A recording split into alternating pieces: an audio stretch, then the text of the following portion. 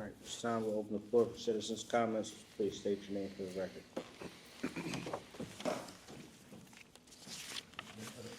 Gene DePino. I've got some, I think, good news. I also have an ad. I don't have to pay for it, but on the road right now, Holy Smoke Studios are on their way, or they're probably in Annapolis. They will be at our church tomorrow around 8:30 to put in the what I had talked about for about a year ago, a whole area for our children called the Real Walk. And this was something in development that just a year ago was just in the minds of the people. It will be a reality this week. They're going to be here 3 days establishing for it. We are in a major renovation of our fellowship hall. We're calling it the Shore Hub. We ran through a bunch of names. We're going to actually have some painting on the outside, some really good quality artwork that I think will enhance the downtown area. And we want to, and one of the things is it's not just for our church, as I said many times at this meeting, it's for the community as well. Speaking of which, we do have, I mentioned it last time, but on March the 15th, that's a week from Saturday at 3 p.m., we are having the Lower Shores Performing Arts production of The Altos. It's a musical kind of comedy, kind of a satire on the Sopranos. The tickets, if you get them at the door, they're $20. If you're seniors and military, it's $15. But I have tickets tonight for $10 if you want.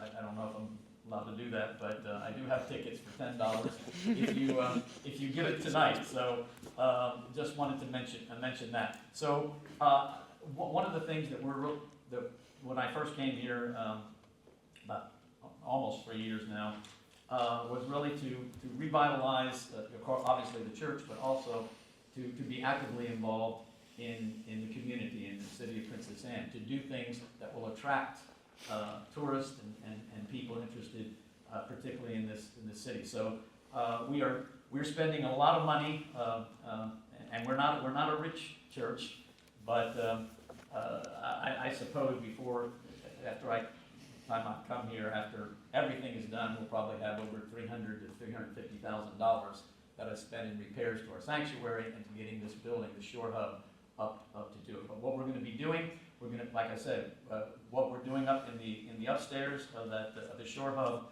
is we already have 3 rooms completed for the youth. We have what we call the Salt Shack, which is like a little cafe for the kids. We have a kind of a lounge room, TV. We have a little game room for board games and a few other things. And then the big room, of course, will be fulfilled this week when Holy Smoke comes and puts it's going to be like a little stage theater for the kids. They're going to have a storytelling room. They're going to have a little store where if they come, get points, they can exchange it for toys and things. Good. So we're excited about that, and we want to continue to do things and have activities for the town as well. I do want to say some things, and I hope you take my comments in the spirit that they are offered. I'm basically really concerned at the pace of way things happen here in the town. I mean, what we've accomplished at the church has just been, I work at a very fast pace. And like I said, it was just a year ago when all that I'm talking, or most of what I'm talking about now was just a thought in our mind that is now coming to a realization. I thought when I came here that there was going to be an announcement on the ethics committee of who actually making the ethics committee, getting the members and everything. I'm told that I guess I see on the agenda that's not the case. It seems like this has been going on for about almost 9 months now, I think. And I was told, that they can't fill any of the other committees until the ethics committee is filled. I'm not sure why you can't do more than one thing. I really think that, just putting things off or kicking it down the road or saying, well, we need more things, is really going to get people that are really concerned and want to help this city become discouraged. I mean, quite frankly, I was excited about the possibility of really, the park, as you know, I thought maybe we could do something for the park like we're doing at our church. But I gotta tell you, I don't work at the pace that it seems like the city is working. I mean, I applied for it. I applied for it twice, and that was, I don't know, I think it was back in the summer when I applied for it. And I kept telling, well, we can't get that until we get to the ethics committee. And I just don't understand why it takes so long for things to happen. It doesn't have to. If enough people are enthused and excited and energy, and you have quality people that are willing to take up their time, volunteer their time to really do things to get this city moving. But I got to tell you, when I first came here, I was, I'm Italian, so I'm always emotionally excited and everything. So but I had people say, Dean, yeah, it's okay, you're excited, little Deanie, you'll get over that when you see how things run here. Well, I didn't want to believe that, but I have to tell you, I mean, I'm not giving up, and everything, because I really believe that we can do some great things here at Princess Anne. But I got to tell you, it is discouraging to see the pace, or maybe the lack of pace, how that things are done here. I mean, I don't even know where it stands, the ethic, like I said, the fulfilling the ethics committee. And then, if you have to fill that first, and then you have to fill this and this and this. I mean, by the time they get around to the last committee, I think we might be in the millennial reign of Christ of the 500 year or something. And I don't mean to be flippant, but I really feel that, like I said, it's not a pace that I work at. And I think that if I'm not trying to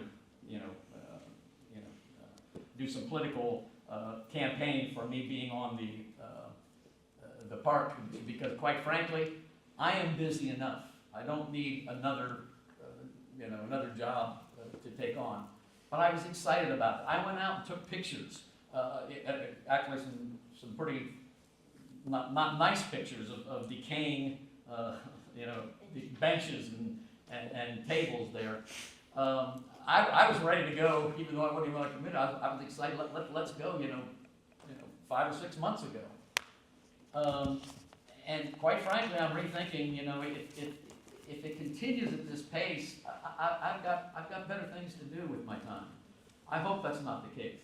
Let me say that I really appreciate what happened tonight, where you allowed the public to speak before a vote. I noticed that the public speaking is always at the end, and oftentimes it's where you voted. I hope that continues, that every time you have a vote, that you open it up for at least some public discussion, because, I mean, that's why we're here, to give our input. So, I hope that you take my comments in the spirit that they are. I'm not trying to be critical. I'm just saying, I want Princess Anne. I don't live here. In many respects, you could say I don't have skin in the game or something.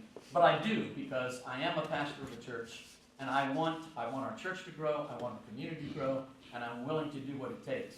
But I really, as I said before, I think whatever you do, don't discourage people that want to help and want to work hard for this community. And I think one way you can do that is somehow speed the process up, that things don't just keep getting put down the road. In fact, I left the work session, or not the work session. What do you call the other one? Well, yeah, it's a work session. Mm-hmm. Thinking that when we left, I know you had a closed session after that the ethics committee would be decided and would be actually presented to us tonight. I don't see it on the agenda, so I guess that hasn't taken place. But anyway, that's all I have to say. Amen. Citizen comments, please state your name for the record. Sure, it's Dale Parker, and I'm the president of CROPA, Concerned Residents of Princess Anne. And I want to reiterate and just jump on the back of what Reverend Dean said. Reverend Dean, welcome to the club, because that's how it goes down. It is slow, and it shouldn't be. And I've been arguing this point for years. And I think that, like we talked about the ethics board, what is happening, then we come in, we get an agenda that doesn't include it, nobody nobody says nothing, and then there's another 2 weeks before a work session, and then another 2 weeks before a public session. These are the things we've been trying to ask for, and I've been explaining, that's how government works, and all of those kinds of things, but years go by. And then you have a change of administration, change of commissioners, different priority sets, and everything gets reset again. That's what I've seen.